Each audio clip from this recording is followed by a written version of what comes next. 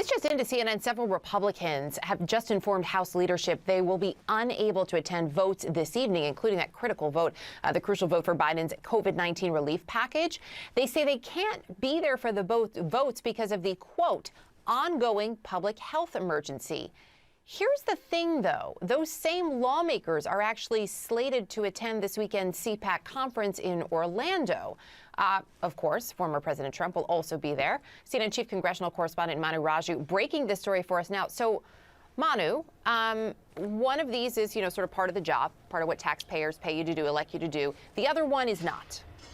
Yeah, no question about it. What's not is attending a political committee, a political conference in which, and the day in which you're supposed to be in Congress voting. And they set up these rules to vote by proxy in order to ensure that members who could not come back to Capitol Hill could vote. And the reason why they couldn't come back, if that were the case, was because of the pandemic. In fact, they are required to sign letters with the House clerk saying, quote, they cannot attend due to the ongoing public health emergency. But what we have found is that several of these Republican lawmakers are actually speaking at the Conservative Political Action Conference today and tomorrow. That includes some of the former president's closest allies, Congressman Matt Gaetz, a Florida Republican who addressed the conference this morning, Congressman Paul Gosar, who helped lead the effort to overturn the election results in 6 states, as well as Madison Cawthorn of North Carolina, Ted Budd of North Carolina, Jim Banks of Indiana, among others. There are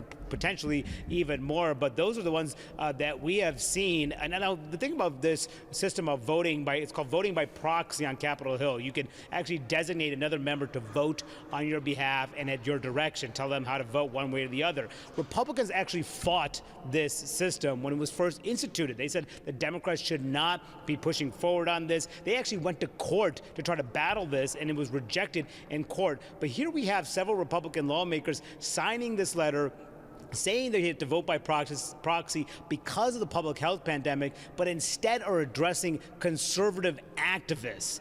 And expect some Democrats, I'm sure, and perhaps from Republicans to respond on this, because this is not what the system is designed for. Erica. Yeah, definitely not. I look forward to those responses from both sides of the aisle. Manu, great reporting as always. Thank you. Well, that conference, of course, is CPAC, and so far, there's a pretty clear focus for this year's event. It is to promote the big lie that the 2020 election was stolen. It's pretty evident if you look at the session lineup, and sources tell CNN the widely debunked conspiracy theory will actually be central to former President Trump's speech on Sunday, which we're told he'll also use to remind Republicans that he's here to stay. Although, not really clear they need any prompting. Take a look. There are a whole lot of voices in Washington that want to just erase the last 4 years. And they look at Donald J. Trump, and they look at the millions and millions of people inspired who went to battle fighting alongside President Trump, and they're terrified. And they want him to go away. Let me tell you this right now, Donald J. Trump ain't going anywhere. Ted Cruz, he's got his backing. Well, if that's not enough of an endorsement, though, check out this 6-foot-tall golden statue. Here it comes. Wait for it. There it is, being wheeled around the conference exhibit halls. It's something.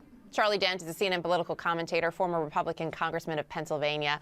Always good to see you. I have to start with this reporting that we just got from Mano. The fact that there are Republican lawmakers who are at CPAC. They are scheduled to be there. They said they can't take care of their business in Washington because of the, quote, ongoing public health emergency. I guess on the one hand, it's not surprising. It should be, though, I would think, somewhat disappointing. And also, it's pretty easy to figure out where they are. Yeah, Erica, it's never a good look for a member of Congress to skip doing their official work for a, quote, campaign activity or a non-official activity or not in their district. So I think it's a very bad look for members to be doing that. I mean, obviously they can vote by proxy. Ordinarily they can't. But that's where they are. But they have to do some explaining back home. I mean, I would never want to be in that situation if I were a member. I'm guessing you probably wouldn't put yourself in that situation. I'm going to go out on a limb there, but I feel like it's a pretty safe, sturdy limb. Will it matter? Bottom line.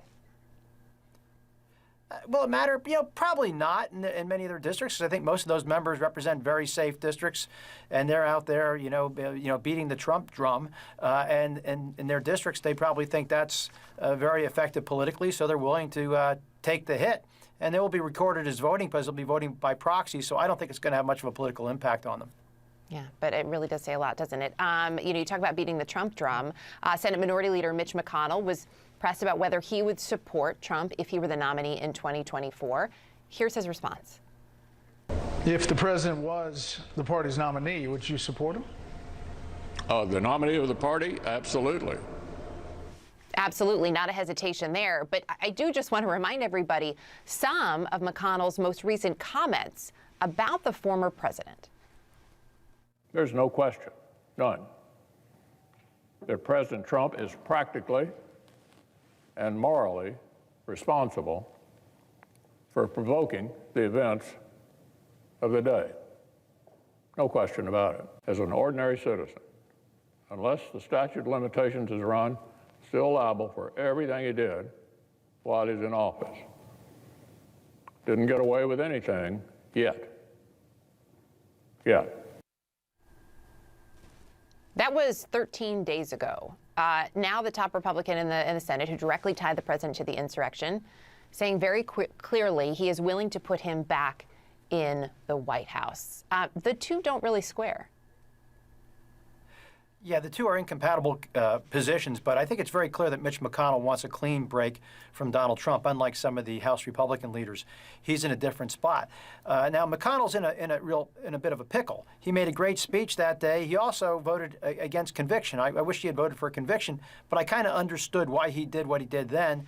And if Trump is a nominee, he's the titular head of the party at the moment, he almost has to say yes, because if he says no, I suspect, his leadership position will be in jeopardy. And as I've said many times, a leader with no followers is just a guy taking a walk. And I don't think McConnell wants to be in that position. But he's going to work around the clock, I'm sure, to make sure Donald Trump is not the nominee in 2024.